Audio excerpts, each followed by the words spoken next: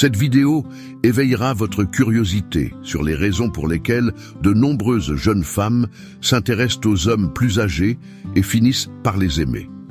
Certaines personnes s'opposent aux relations entre individus de différents âges. De plus, les hommes plus âgés qui fréquentent des femmes plus jeunes sont souvent perçus comme des imbéciles, comme s'ils ne faisaient que satisfaire les désirs des femmes. Les jeunes femmes qui sortent avec des hommes plus âgés sont parfois accusées de ne s'intéresser qu'à l'argent de leur partenaire. Il est important de réfléchir à la façon dont la société perçoit les femmes plus âgées qui sortent avec des hommes plus jeunes. Il n'y a rien de mal à avoir une relation avec quelqu'un qui n'est pas de votre âge. Chacun devrait avoir la liberté d'aimer celui qui le rend heureux, indépendamment de ce que pense la société. Dans cette vidéo, nous allons vous donner 8 raisons pour lesquelles les jeunes femmes sont souvent attirées par les hommes plus âgés.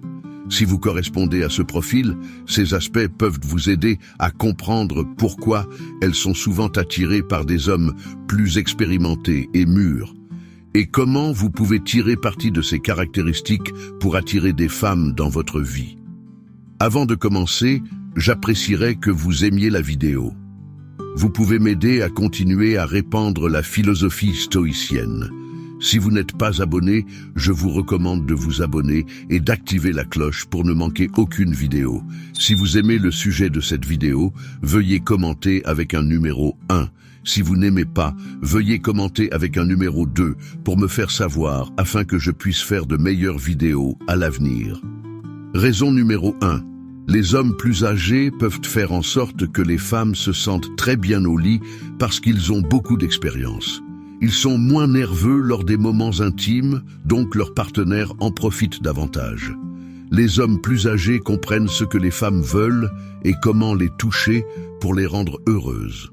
Ils sont également plus aimants et attentionnés et savent comment communiquer émotionnellement avec leur partenaire.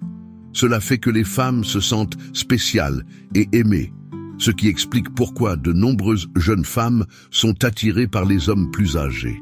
Raison numéro 2, la principale raison est que les hommes plus âgés peuvent faire en sorte que les femmes plus jeunes se sentent vraiment désirées. C'est agréable de sentir que votre partenaire pense que vous êtes la personne la plus attirante qui soit. Les hommes plus âgés sont doués pour faire ressentir cela aux femmes. Ils trouvent les jeunes femmes très attirantes parce qu'elles semblent pleines d'énergie et de vie, ce que les femmes plus âgées n'ont peut-être pas autant. Les hommes plus âgés aiment beaucoup et sont attirés par les qualités que possèdent les jeunes femmes, ce qui fait que les jeunes femmes se sentent encore plus spéciales et aimées. Raison numéro 3, un autre avantage d'être avec des hommes plus âgés est leur compréhension profonde de ce qu'ils veulent d'une relation. En raison de leurs expériences de vie, ils ont tendance à saisir les pensées et les sentiments des femmes plus efficacement que les hommes plus jeunes. Contrairement à leurs homologues plus jeunes, les hommes plus âgés possèdent la confiance et l'expertise nécessaires pour répondre aux besoins émotionnels et physiques de leur partenaire. Ils écoutent activement leur partenaire et s'efforcent de satisfaire leurs désirs, ce qui fait que les femmes se sentent valorisées et favorisent l'attraction. Raison numéro 4. De plus, les hommes plus âgés assument souvent des responsabilités au sein des relations, reflétant leur capacité à prendre de bonnes décisions et à gérer divers aspects de la vie ensemble. Ils ne dictent pas à leur partenaire, mais savent comment prendre les devants lorsque cela est nécessaire. Ce sens des responsabilités peut être très rassurant pour les femmes, leur offrant un sentiment de sécurité et de soutien. C'est comme avoir un partenaire fiable à vos côtés lors des moments difficiles, ce qui explique pourquoi de nombreuses femmes sont attirées par des hommes plus âgés qui manifestent des qualités de maturité et de bienveillance. Raison numéro 5. Les hommes plus âgés traitent les femmes avec beaucoup de respect et de gentillesse. Ils prêtent attention à leurs sentiments et essaient de les rendre heureuses. Ils se comportent comme de véritables gentlemen, faisant preuve de considération et de délicatesse dans leurs interactions avec les femmes. Cela fait que les femmes se sentent appréciées et valorisées dans leurs relations avec des hommes plus âgés. Savoir qu'elles sont avec quelqu'un qui les respecte et prend soin d'elles est quelque chose que beaucoup de femmes trouvent attirant. Raison numéro 6. Les hommes plus âgés sont vraiment doués pour avoir des conversations profondes et intéressantes. Ils peuvent parler de beaucoup de choses différentes, comme les expériences de vie et les idées importantes. Parce qu'ils ont vécu plus longtemps, ils ont beaucoup de sagesse à partager. Ces conversations ne sont pas seulement pour passer le temps, mais elles sont significatives et font réfléchir. Ils peuvent parler de choses qui comptent et vous faire sentir connecté à eux à un niveau plus profond. Cette capacité à avoir de telles conversations est l'une des raisons pour lesquelles de nombreuses femmes sont attirées par les hommes plus âgés. Raison numéro 7. Les hommes plus âgés ont souvent des emplois qu'ils exercent depuis longtemps et dans lesquels ils sont vraiment bons. Ils ont des carrières stables et gagnent suffisamment d'argent pour subvenir à leurs besoins et à ceux de leurs partenaires. Cette stabilité est quelque chose que beaucoup de femmes trouvent attirant, car cela signifie qu'elles peuvent compter sur eux pour le soutien. Savoir qu'elles ont un avenir sûr avec quelqu'un qui a un emploi stable est rassurant et rend les hommes plus âgés attirants pour de nombreuses femmes à la recherche de relations sérieuses. Raison numéro 8. Les hommes plus âgés ont beaucoup d'expérience en matière d'intimité avec leur partenaire. Ils savent comment faire en sorte que leur partenaire se sente bien et se concentre sur ce qui les rend heureuses. Même s'ils n'ont peut-être pas la même énergie que les hommes plus jeunes, ils compensent cela par leur connaissance et leur compréhension. Ils sont confiants dans leurs capacités et savent comment satisfaire leur partenaire au lit. Cette confiance et cette compétence sont des choses que de nombreuses femmes trouvent attirantes chez les hommes plus âgés. Raison numéro 9. Les hommes plus âgés apportent souvent un sentiment de stabilité et de sécurité à une relation, ce qui peut être très attrayant pour les jeunes femmes. La stabilité va au-delà de la sécurité financière. Elle englobe également la maturité émotionnelle et une perspective de vie ancrée. Les hommes plus âgés ont tendance à avoir des routines, des modes de vie et des objectifs établis, ce qui peut fournir un sentiment de prévisibilité et de réassurance dans une relation. Cette stabilité peut être réconfortante pour les jeunes femmes qui cherchent encore à trouver leur chemin dans leur propre vie et apprécient la solidité que les hommes plus âgés apportent. De plus, les hommes plus âgés ont souvent une meilleure conscience de soi et sont moins susceptibles de jouer à des jeux ou de créer des drames, ce qui peut être rafraîchissant et attirant pour les jeunes femmes en quête d'une connexion mature et authentique. Raison numéro 10. Les hommes plus âgés ont tendance à avoir un sens raffiné du style et du toilettage. Avec l'âge, beaucoup d'hommes développent un style personnel à la fois sophistiqué et attrayant. Ils s'habillent souvent bien, prennent soin de leur apparence et comprennent l'importance du toilettage. Cette attention aux détails dans leur présentation peut être très attrayante pour les jeunes femmes qui apprécient un homme qui se présente bien et se sent bien dans sa peau. La confiance qui découle du fait de savoir comment se présenter ajoute à leur charme et à leur attractivité globale. Raison numéro 11.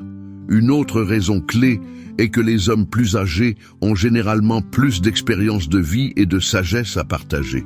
Ils ont traversé différentes phases et défis, ce qui leur donne des perspectives et des conseils précieux. Cette sagesse peut être très attrayante pour les jeunes femmes qui cherchent des conseils et un mentorat de la part d'un partenaire. La capacité à offrir une perspective et un soutien dans la navigation des complexités de la vie rend les hommes plus âgés désirables, car ils peuvent agir comme une source de stabilité et de sagesse. Raison numéro 12, les hommes plus âgés sont souvent plus patients et compréhensifs. Ils ont appris à gérer les conflits et les désaccords avec grâce et maturité. Cette patience est incroyablement attrayante pour les jeunes femmes qui apprécient un partenaire capable de maintenir son calme et de résoudre les problèmes avec sérénité. La capacité des hommes plus âgés à rester composés et réfléchis dans des situations difficiles peut mener à des relations plus saines et harmonieuses. Raison numéro 13. Beaucoup d'hommes plus âgés ont un fort sens de qui ils sont et de ce qu'ils veulent dans la vie. Cette assurance est une qualité que les jeunes femmes trouvent très attirante, Les hommes plus âgés sont généralement passés au-delà de la phase de découverte de leur identité et de leurs objectifs, et ils offrent un sentiment de certitude et de direction dans une relation. Cette clarté et cette confiance peuvent être très rassurantes et attrayantes pour les femmes à la recherche d'un partenaire sérieux et stable. Raison numéro 14. Enfin, les hommes plus âgés apportent souvent un sens de l'aventure et de la nouveauté. Ayant vécu à travers différentes époques et expériences, ils apportent une richesse d'histoire et une perspective différente sur la vie. Ce sens de l'aventure, combiné à leur stabilité, offre un équilibre unique que beaucoup de jeunes femmes trouvent captivant. La capacité de partager de nouvelles expériences et d'apprendre de quelqu'un qui a vu et fait plus peut être à la fois excitante et enrichissante pour les jeunes femmes. Dans cette vidéo, nous allons vous montrer 10 choses importantes que vous devez discrètement éliminer de votre vie. Nous vous invitons à vous joindre activement à nous dans ce voyage, à partager vos réflexions sur chaque sujet abordé et à rester jusqu'à la fin de la vidéo. Un voyage d'apprentissage et de croissance vous attend. Les prochains instants sont l'occasion de réfléchir profondément et de mieux comprendre qui vous êtes. Nous croyons que les leçons que nous allons partager éclaireront et changeront votre vie. Commençons. Le premier point est de ne pas vous expliquer tout le temps. Il n'est pas nécessaire de vous justifier auprès de ceux qui vous causent de la peine. Lorsque vous avez affaire à des personnes qui vous blessent, il n'est pas nécessaire de vous plaindre, de vous disputer ou de vous battre à propos de leur mauvaise attitude. Si quelqu'un a pris des décisions qui vous ont manqué de respect et vous ont blessé, même si c'était quelqu'un que vous considériez comme un ami parfait, il est préférable de passer à autre chose sans chercher des excuses. Gardez votre calme et votre rationalité tout en vous concentrant sur votre propre développement. Cette personne pourrait avoir besoin de vous et chercher votre aide à un moment donné. À ce moment-là, dire simplement non est suffisant et si nécessaire, expliquez votre raisonnement. Vous n'êtes pas obligé d'aider cette personne si elle n'a pas démontré de caractère et a violé votre confiance. En conséquence, il n'y a pas besoin de conflits ou de bagarres. La meilleure chose à faire est de discrètement retirer cette personne de votre vie, car les conséquences de leurs actions se révéleront avec le temps. Concentrez-vous sur le soin de vous-même et laissez l'avenir révéler ce qui est le mieux pour vous deux. Nous montrons un profond respect pour nous-mêmes et nos limites lorsque nous nous permettons d'avancer sans avoir besoin d'expliquer ou de justifier nos choix. Il est crucial de se rappeler que nous n'avons pas à fréquenter des personnes qui nous blessent ou qui ne nous valorisent pas. Chacun mérite d'être traité avec dignité et apprécié pour ce qu'il est. Par conséquent, en éliminant discrètement de notre vie ceux qui nous ont blessés, nous prenons une décision courageuse pour notre bien-être émotionnel et notre croissance personnelle, nous permettant de vivre une vie plus authentique et épanouissante. Le deuxième point est d'éviter de vous comparer aux autres tout le temps. Chaque personne a son propre chemin, ses réalisations et ses succès qui doivent être valorisés indépendamment des autres. Comparer nos vies à celles des autres peut avoir un impact négatif sur notre bien-être émotionnel et entraver notre croissance personnelle. De plus, cela réduit notre estime de soi, car nous risquons de tomber dans le piège de la comparaison défavorable. En nous concentrant sur ce que nous pensons nous manquer, plutôt que de reconnaître nos propres forces et réalisations, nous perdons de vue nos propres objectifs et désirs. Lorsque nous nous comparons constamment aux autres, nous nous distrayons de ce qui compte vraiment et nous nous concentrons sur ce que nous pensons devoir avoir ou accomplir en fonction des normes des autres. Cela nous empêche de progresser sur notre propre chemin et d'atteindre nos objectifs individuels. En éliminant la comparaison, nous pouvons cultiver la gratitude pour nos propres circonstances et célébrer nos propres progrès et notre croissance. Rappelez-vous que chaque personne a son propre chemin unique et des circonstances individuelles, et se comparer aux autres n'est ni juste ni sain. Chacun de nous a des forces, des défis et des parcours de vie différents. Au lieu de nous comparer aux autres, il est plus productif de nous concentrer sur notre propre apprentissage et développement personnel. Le troisième point est de garder certaines choses privées. Il est essentiel de ne pas partager de détails intimes ou de se confier à d'autres sur les raisons de la fin d'une amitié ou d'une relation. Que ce soit une amitié ou une romance, l'intimité que vous partagez n'appartient qu'à vous et à l'autre personne impliquée, et les autres n'ont pas besoin de savoir pourquoi. Personne n'a le droit de connaître les disputes ou les mauvaises situations, car cela ne conduit qu'au commérage et complique les choses. Si vous ressentez le besoin de parler, parlez à vous-même et réfléchissez à ce qui s'est passé. Le désir de partager pourrait indiquer qu'il reste des blessures non guéries.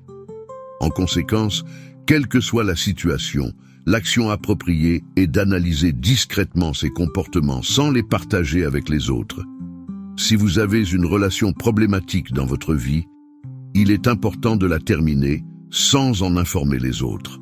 Garder ces questions privées et les traiter en interne aidera à accepter et à guérir, en préservant la confidentialité et la dignité de toutes les parties impliquées et en prenant soin de votre bien-être émotionnel avec sagesse et discrétion. Le quatrième point est de ne pas élever la voix devant les autres.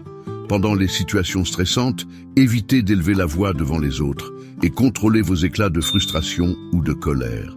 Si vous êtes contrarié, canalisez votre énergie dans des actions qui vous seront bénéfiques.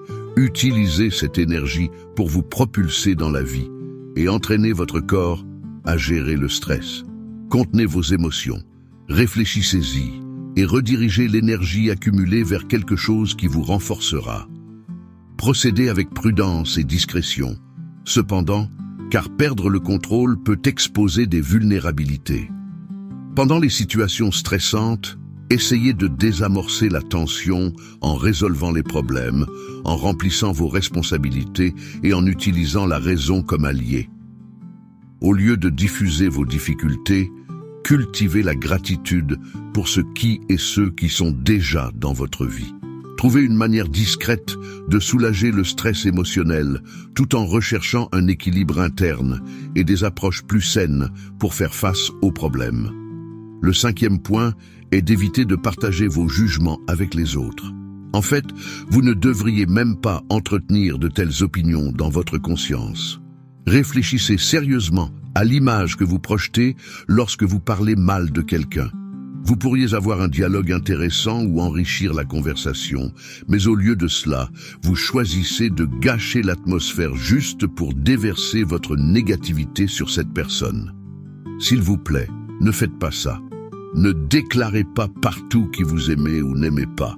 Apprenez à être diplomate. Si vous n'aimez pas quelqu'un, il est possible de vous éloigner de cette personne ou d'essayer de maintenir une coexistence tolérable et de toujours agir intelligemment. S'il y a un problème avec cette personne, essayez de parler, de dialoguer et de chercher un consensus.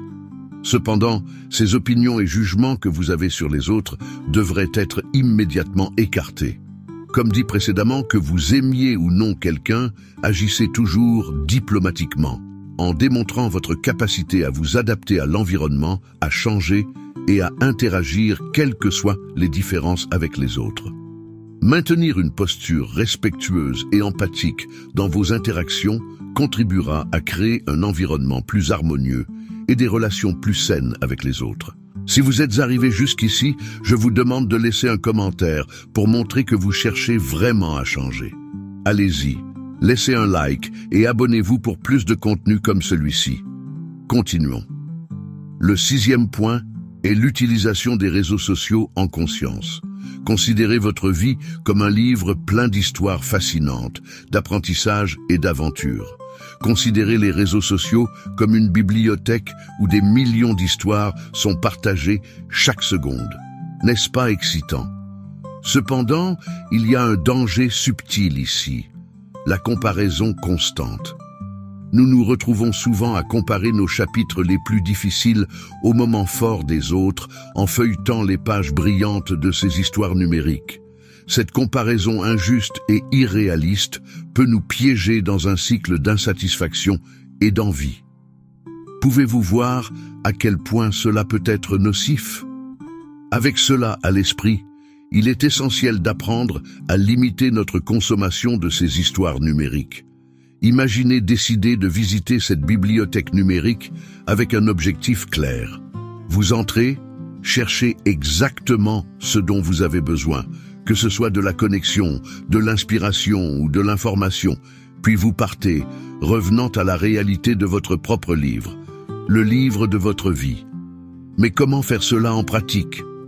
Commencez par définir des moments spécifiques de la journée pour consulter vos réseaux sociaux, au lieu de vous y perdre à chaque instant, que ce soit pendant le petit déjeuner, une pause au travail ou en fin de journée. Cela aide à créer une structure qui empêche les réseaux sociaux de dominer votre temps et vos pensées. Une autre stratégie efficace consiste à questionner l'intention derrière chaque interaction en ligne. Demandez-vous: suis-je à la recherche de quelque chose de constructif ici, ou est-ce que je tue juste le temps? Cette réflexion peut aider à différencier l'utilisation productive de la consommation passive sans but. De plus, il est crucial de reconnaître les signes que les réseaux sociaux ont un impact négatif sur votre humeur ou votre estime de soi. Si vous vous sentez déprimé après avoir utilisé ces plateformes, il pourrait être temps de faire une pause. Utilisez ce temps pour vous reconnecter à des activités qui apportent de la joie et de la satisfaction dans le monde réel, comme lire un livre, vous engager dans un passe-temps ou simplement profiter de la nature. En adoptant ces pratiques, vous protégez non seulement votre santé mentale, mais vous redécouvrez également la beauté de votre propre histoire sans avoir constamment besoin de vous comparer aux histoires des autres. Rappelez-vous, chacun de nous a un chemin unique à parcourir, rempli de hauts et de bas, de triomphes et de défis. Et c'est exactement ce qui rend chaque histoire, y compris la vôtre, si précieuse et unique. Et ainsi, alors que nous disons au revoir à ce sujet, je vous invite à réfléchir à la manière dont vous pouvez commencer à écrire le prochain chapitre de votre histoire aujourd'hui, avec moins d'influence du monde numérique et plus de concentration sur ce qui compte vraiment dans votre vie. Embarquons ensemble dans ce voyage de découverte de soi et de croissance. Prenez le contrôle de votre vie avec la sagesse des plus grands philosophes de l'histoire. Le stoïcisme au XXIe siècle est votre guide vers la résilience, le bien-être et la prospérité. Transformez les défis en triomphe, le stress en force et l'incertitude en clarté. Cliquez maintenant sur le lien dans le commentaire épinglé et commencez votre voyage stoïcien vers une vie de succès et d'épanouissement. Obtenez votre e-book aujourd'hui. Le 7e point est la recherche d'approbation. Nous vivons dans un monde où la valeur d'une personne semble être liée aux perceptions des autres. Mais aujourd'hui, j'aimerais vous inviter à considérer la libération qui découle de l'abandon de la quête incessante d'approbation. Imaginez-vous sur une scène sous les projecteurs. Une foule de visages attendus vous entoure, chacun avec une opinion sur la façon dont vous devriez agir, parler et être. Pouvez-vous imaginer à quel point cela est étouffant? Imaginez-vous quittant la scène et entrant dans un environnement paisible et serein où la seule opinion qui compte vraiment est la vôtre. Cette métaphore souligne l'importance d'écouter et de valoriser votre propre voix intérieure par-dessus le bruit extérieur.